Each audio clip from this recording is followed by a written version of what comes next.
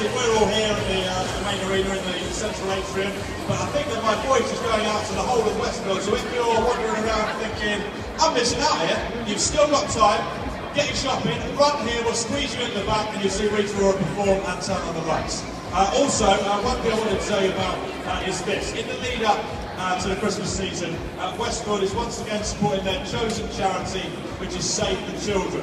So there's going to be lots of, I think probably a little round of applause for would be for Save the Children. So that's going to involve lots of Christmas jumper day celebrations on ice, and also there'll be donations made with every booking for Santa's Grotto. So check out the Westfield London website if you want to get involved. Also, you can just text JUMPER to 70050 to donate £2 straight to Save the Children.